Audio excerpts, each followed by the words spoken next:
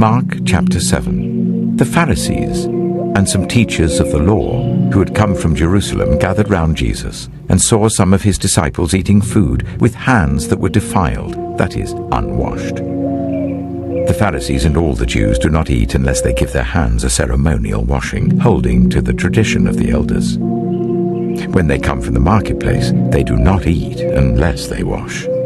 And they observe many other traditions, such as the washing of cups, pitchers, and kettles. So the Pharisees and teachers of the law asked Jesus, "Why don't your disciples live according to the tradition of the elders, instead of eating their food with defiled hands?" He replied, "Isaiah was right when he prophesied about you hypocrites. As it is written, 'These people honor me with their lips, but their hearts are far from me. They worship me in vain. Their teachings are merely human rules. You have let go of the commands of God and are holding on to human traditions." And he continued, "You have a fine way of setting aside the commands of God in order to observe your own traditions. For Moses said, 'Honor your father and mother,' and anyone who curses their father or mother is to be put to death.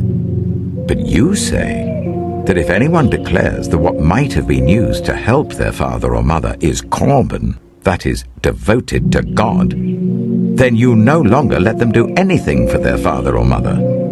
Thus you nullify the word of God by your tradition that you've handed down, and you do many things like that." Again, Jesus called the crowd to him and said, "Listen to me, everyone, and understand this. Nothing outside a person can defile them by going into them. Rather, it is what comes out of a person that defiles them." After he had left the crowd and entered the house, his disciples asked him about this parable. "Are you so dull?" he asked. "Don't you see that nothing that enters a person from the outside can defile them? For it doesn't go into their heart, but into their stomach, and then out of the body."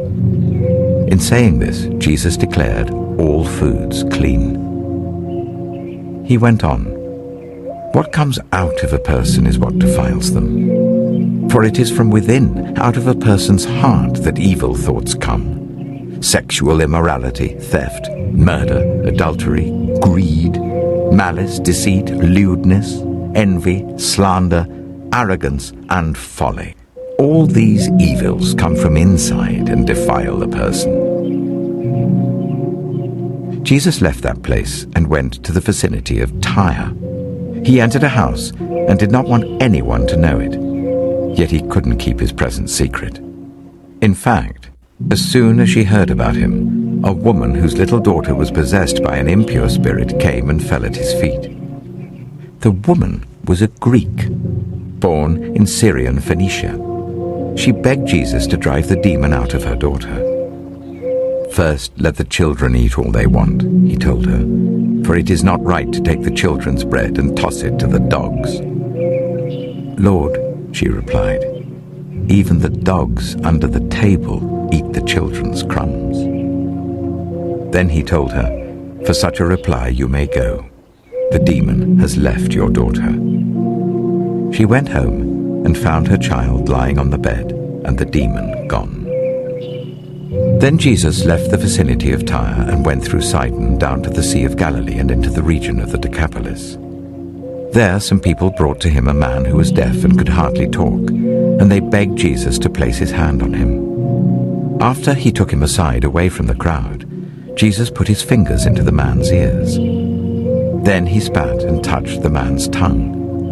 He looked up to heaven and with a deep sigh said to him, "Ephphatha," which means "be opened."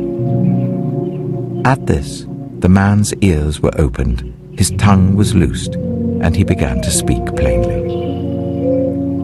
Jesus commanded them not to tell anyone.